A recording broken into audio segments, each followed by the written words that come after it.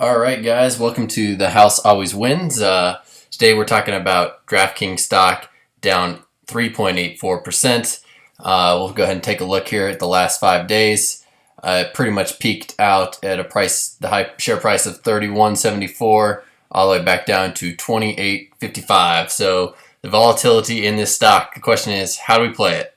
So what we're talking about here with DraftKings is the growth of this company, and is getting into a company like this that doesn't have earnings yet. The only way to play this is to expect volatility and just play the long game.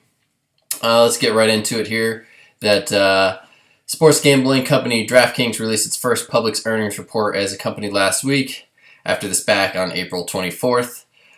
So far, it reported a 30% increase in year-over-year revenue. So revenue's growing, all the metrics. We've been through them a lot before on this channel, but if you haven't seen them, go through my other videos where we kind of break down every other stat of their monthly users, active monthly users, and how all that's growing and why it continues to grow. And then we're going to get into the competition here with FanDuel in just a second. But Morgan Stanley's analyst Thomas Allen doesn't think it'll be profitable until 2023, but as long-term investors here with the company, we are looking out that far. We're not just doing day-to-day swings, but of course today's a down day, so we're talking about buying opportunities and dips. The way I'm going to be looking at this one is if it dips 2 days in a row without any significant news for like a reason for the dip, but if it just has fluctuations for at least 2 days in a row, I think those create good buying opportunities. Of course, you always want to be paying attention for any news for a reason, but a lot of this times like this company won't really have a reason to move honestly until like next quarter's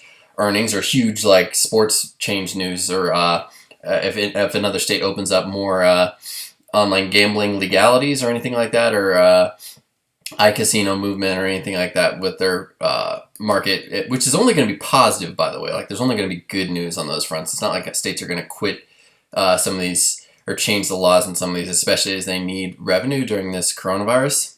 And then Thomas Allen has a bullish case where he believes the stock could reach $75. So obviously right now it's under 28. If this thing dominates and takes over all of the online sports betting and fantasy play, they're already beating Flutter Entertainment, which is FanDuel. And here it says 18 U.S. states have legalized the sports gambling.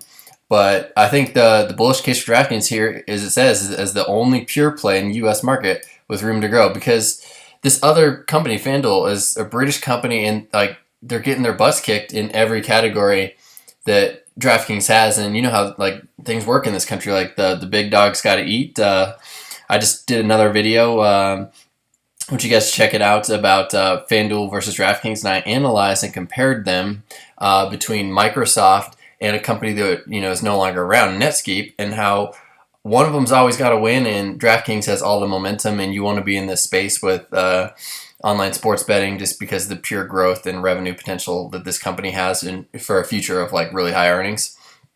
So that's a quick video today. Is I think play this stock as buy opportunities on multiple days dips without any important news.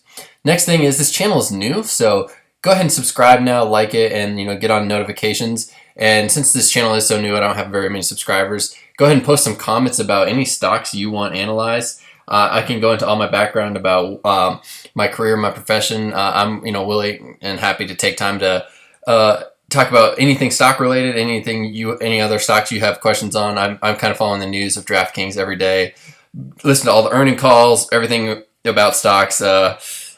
I'll compare them to other ones, do a bunch of research on some other stocks, and I want to hear your guys' case on bulls versus bears for DraftKings. So go ahead and comment on this video, and let's get some conversation going, and subscribe. And if you want some news on the DraftKings stock every day, here's your chance if you're an investor in it already. Well, I will be researching this stock every day and giving you guys the latest news. Okay, bye.